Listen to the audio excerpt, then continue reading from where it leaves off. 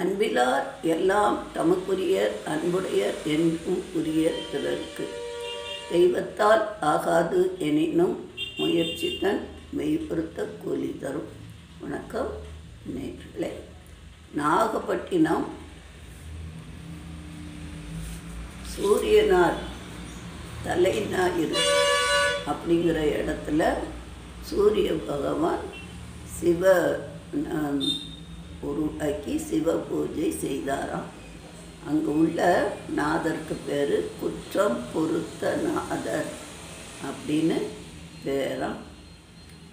ஒரு தடவை அந்த பக்கமாக ராவணனுடைய மகன் இந்திரஜித்து மேலே பறந்துக்கிட்டு இருந்திருக்கான் விமானத்தில்.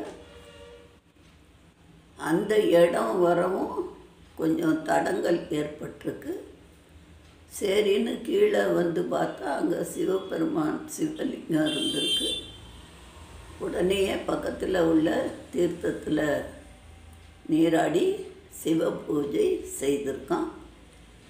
செய்துட்டு அப்புறம் விமானத்தில் பறக்கிறதுக்கு எத்தனைக்கும் பொழுது இந்த சிவலிங்கத்தை எடுத்துகிட்டு போயிடுவோம் அப்படின்னு எடுத்திருக்கான்.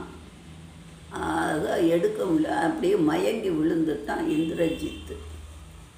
இந்த நியூஸு ராவணனுக்கு தெரிஞ்சு வந்தார்.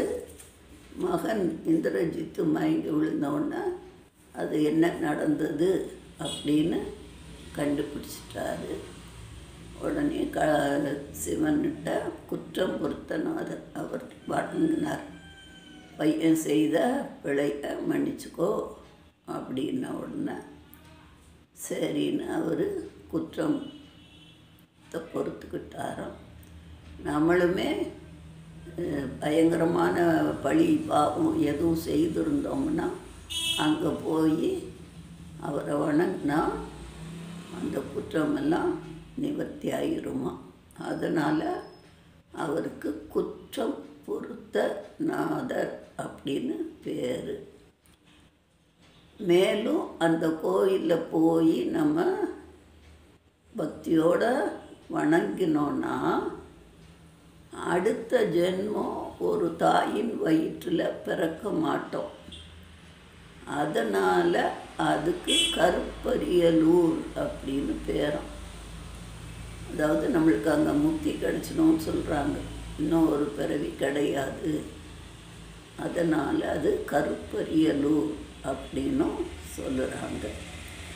விசித்ராங்கதன் அப்படிங்கிறவர் அந்த இடத்துல பூஜை செய்து தான் குழந்தை வரவெல்லாம் வாங்கியிருக்காரு. கோயிலை விரிவு பண்ணியிருக்காரு.